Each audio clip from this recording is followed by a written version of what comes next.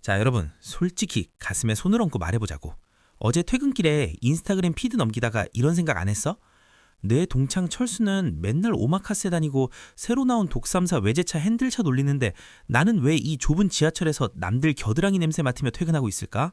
심지어 걔는 나랑 대학교 때 성적도 비슷했고 지금 월급도 뻔히 아는데 말이야. 그치? 근데 여기서 진짜 소름 돋는 사실 하나 알려줄까? 네가 부러워했던 그 철수의 통장 잔고는 아마 지금 네가 주머니에 넣고 있는 편의점 껌값보다 적을 수도 있어. 아니, 어쩌면 마이너스일 확률이 99%야. 내 이름은 찐이야. 난 진짜 부와 가짜 부의 차이에 대해서 진짜 미친 듯이 고민하거든. 만약 네가 나 진짜 열심히 사는데 왜 내 통장만 항상 밑 빠진 독처럼 비어 있을까? 라는 고민 때문에 잠 못 이룬다면 구독 버튼 누르고 이 영상이 도움되면 좋아요도 꼭 눌러줘. 오늘 영상은 네 인생의 경계적 관점을 뿌리째 뒤집어 놓을 거니까. 사실 말이야, 사람들은 보통 눈에 보이는 소비를 보고 그 사람이 부자인지 판단해. 비싼 차를 타면 성공한 사람, 명품 로고가 크게 박힌 옷을 입으면 부자, 그치? 하지만 이건 금융기에서 가장 큰 거짓말이자 대중적인 가스라이팅이야. 자, 봐봐. 부의 진짜 정의는 네가 가진 물건이 아니라 네가 일을 하지 않고도 지금의 생활 수준을 유지하며 버틸 수 있는 시간이야. 2024년 가계금융복지조사 통계를 보면 한국 자산 상위 10%의 평균 순 자산은 약 15억 원이 넘어. 그런데 재밌는 건 이들 중 상당수는 길거리에서 보면 절대 부자처럼 안 보인다는 거야. 왜냐고? 그들은 자산을 사지 소비재를 사지 않거든. 반면에 우리가 흔히 보는 인스타 부자들의 70% 이상은 소득의 절반 이상을 은행 원금과 이자를 갚는 데 써. 이건 부자가 아니라 그냥 은행의 VIP 노예일 뿐이야. 겉은 번지르르한데 속은 텅 빈 강정이라는 거지. 자, 여기서부터 진짜 재밌어진다. 가짜 부자들이 인생 끝날 때까지 절대 벗어나지 못하는 첫 번째 특징, 바로 감가상각과 열렬한 사랑에 빠져 있다는 거야. 자, 계산기 꺼내봐. 네가 6천만 원짜리 독일차를 60개월 할부로 샀다고 치자. 카푸어들은 이렇게만 해. 월 100만 원면 내면 나도 벤츠 오너야. 하차감이 장난 아니야. 근데 사람들이 진짜 모르는 게 뭐냐면 그 차는 전시장 문을 나서는 순간 가치가 15%가 증발해. 그리고 5년 뒤엔 반값이 되지. 자, 반대로 생각해보자. 그 6천만 원을 연수익률 8% 정도 나오는 배당주나 지수펀드에 넣어뒀다면 5년 뒤엔 네 돈은 8,800만 원이 되어 있어. 넌 지금 3천만 원짜리 굴러가는 쇳덩이를 엮기 위해 무려 5,800만 원이라는 기회비용을 허공에 날린 거야. 이게 바로 수학적으로 가난해지는 공식이지. 차뿐만이 아니야. 2년마다 바꾸는 최신 아이폰, 유행 지나면 못 입는 명품 패딩, 전부 네 지갑에서 돈을 빨아가는 기생충들이야. 부자들은 시간이 갈수록 가치가 오르는 자산을 모으고 가짜 부자들은 시간이 갈수록 쓰레기가 되는 소비재를 모아. 이 사소한 습관의 차이가 10년 뒤에 한 명은 은퇴해서 골프 치게 만들고 한 명은 70살까지 편의점에서 알바하게 만드는 거야. 두 번째 특징은 나를 위한 선물이라는 무서운 심리적 함정이야. 이번 달 회사에서 진짜 개고생했으니까 이 정도 명품백 하나는 나를 위한 보상이야.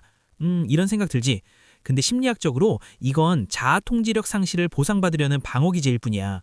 회사에서 상사한테 인격 모독당하고 내 삶이 내 맘대로 안 되니까 돈을 써서 물건을 사는 그 찰나의 순간만큼은 내가 이 세상의 주인공이 된 것 같은 착각에 빠지는 거지. 하지만 그 도파민은 딱 3일 가. 길어야 일주일이지. 그리고 남는 건 다음 달 카드 명세서와 더 커진 불안감뿐이야. 진짜 부자들은 도파민을 쇼핑이 아니라 내 자산이 복리로 불어나는 그래프에서 얻어. 그들은 소비를 통해 스트레스를 푸는 게 아니라 든든한 자산이 나를 보호해주고 있다는 안도감에서 진짜 행복을 느껴. 넌 지금 스트레스를 풀고 있는 게 아니라 네 미래의 소중한 자유를 단돈 몇십만 원에 오늘 하루의 기분과 맞바꾸고 있는 거야. 냉정하게 들리겠지만 이게 팩트야. 기분은 잠시지만 가난은 영원할 수 있다는 걸 명심해. 세 번째는 부채를 자산이라고 착각하면서 스스로를 속이는 거야. 이 시계는 나중에 리셀가 붙어서 돈 돼. 이건 재테크야. 자, 제발 우리끼리니까 솔직해지자. 그게 진짜 재테크면 왜 안 팔고 계속 차고 다녀? 로버트 기요사키가 아주 명확하게 말했어. 네 주머니에서 매달 돈을 빼가는 건 부채고 네 주머니에 돈을 넣어주는 게 자산이라고. 네가 산 명품 시계가 매달 너한테 10만 원씩 월세를 주니? 아니면 오버홀 비용이랑 보험료로 돈만 빼가니? 심지어 리셀가가 올랐다고 해도 그걸 팔아서 현금화하기 전까지는 그냥 비싼 장난감일 뿐이야. 진짜 부자들은 내 몸값을 높여서 번 돈을 자산에 투자하고 그 자산이 벌어다주는 수익으로 사치를 부려. 예를 들어볼까? 10억을 투자해서 나오는 월 400만 원의 배당금으로 명품 가방을 사는 건 부자의 방식이야. 하지만 월 400만 원을 받아서 그 돈으로 400만 원짜리 가방을 사는 건 그냥 가난해지기로 작정한 불나방 같은 짓이지. 지금 이런 생각하는 사람들 있을 거야. 찐이야, 그럼 인생 무슨 재미로 사냐? 젊을 때 즐겨야지. 늙어서 돈 많으면 뭐해? 아껴서 죽을 때 싸갈 거야? 자, 내 친구 민수 이야기를 해줄게. 민수는 연봉 5천인데 무리해서 전액 할부로 독일차를 뽑았어. 처음 한 달은 정말 세상을 다 가진 것 같았대. 인스타에 핸들 로고 보이게 사진 찍어 올리고 하트 받으니까 자기가 진짜 상류층이 된 기분이었겠지? 근데 3개월 뒤에 어떤 일이 벌어지는지 알아? 타이어 갈 돈이 없어서 차를 주차장에만 세워두더라. 친구들 만날 때도 기름값 걱정하느라 벌벌 떨고 정작 밥은 편의점에서 삼각hin부로 때워. 남들 시선 때문에 정작 본인의 일상은 구질구질하고 비참해지는 거. 그게 바로 가짜 부자의 민낯이야. 진짜 자유는 내가 사고 싶은 걸 살 수 있는 능력이 아니라 내가 하기 싫은 일을 싫어라고 말하며 안 할 수 있는 능력이야. 가짜 부자들은 남들에게 나 이 정도야 라고 자랑하려고 싫어하는 상사 밑에서 억지로 욕먹어가며 번 돈을 다시 남의 주머니로 쏴줘. 자기를 노예로 만드는 물건을 사기 위해 노예처럼 일하는 이 비극적인 루프에서 넌 언제 탈출할 거니? 여기서부터 진짜 본질적인 통찰을 이야기해 줄게. 사람들이 진짜 모르는 게 뭐냐면 바로 부의 임계점이야.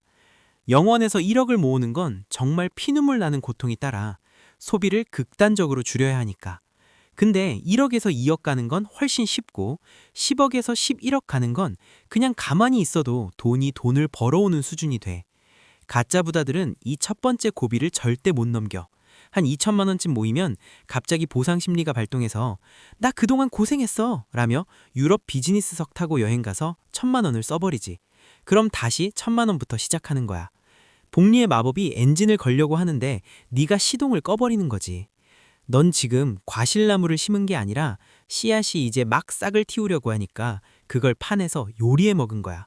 그러면서 왜 우리 집 마당엔 나무가 안 자라지? 라고 한탄하는 격이라고.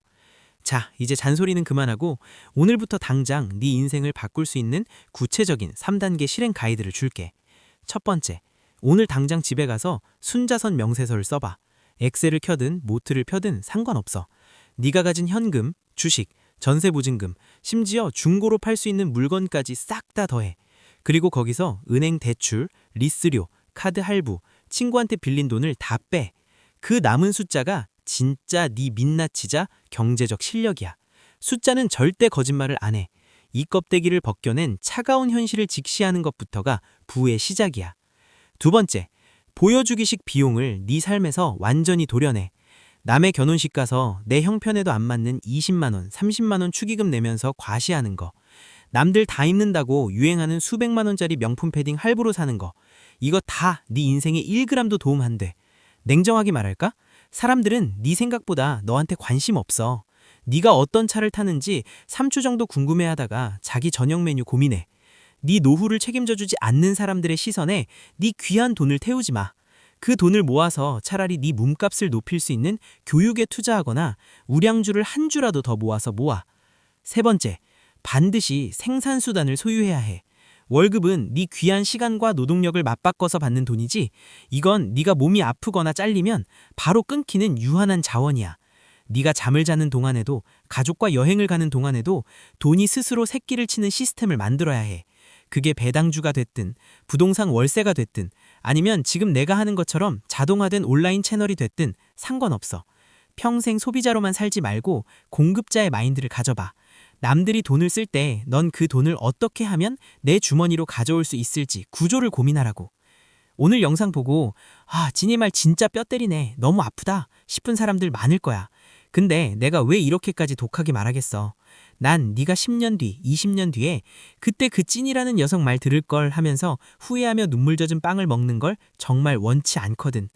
가짜 부자의 가면은 처음엔 달콤하고 쓰기 쉽지만 시간이 흐를수록 네 목을 조르는 족쇄가 될 거야. 하지만 그 가면을 과감히 벗어던지고 진짜 부자의 길로 들어서는 순간 네 인생의 질과 공기의 밀도가 달라질 거야. 주변에서 야, 너 왜 그렇게 짤돌이처럼 사냐? 라고 비웃어도 그냥 웃어 넘겨. 걔들은 60대에도 상사 눈치 보며 일하겠지만 넌 40대에 조기 은퇴해서 네가 진짜 하고 싶은 일을 하며 살게 될 테니까. 누가 마지막에 웃는지 내기해도 좋아. 오늘 영상이 네 소중한 통장을 지키고 정신을 번쩍 들게 하는데 조금이라도 자극이 됐다면 구독과 좋아요, 알림 설정까지 꼭 부탁해. 이건 네가 부자가 되겠다는 의지를 다지는 첫 번째 계약서나 다름없어. 본인의 뼈아픈 경험담이나 다짐이 있다면 댓글로 남겨줘. 내가 하나하나 다 읽어보고 진심으로 응원해줄게. 넌 할 수 있어. 남들이 우르르 몰려가는 가짜 성공의 넓은 길이 말고 진짜 부자들이 묵묵히 걷는 좁지만 확실한 황금의 길로 가자고. 난 네가 진짜 부자가 될 때까지 옆에서 계속 잔소리 해줄게. 다음에 더 날카롭고 유익한 분석으로 돌아올게. 안녕.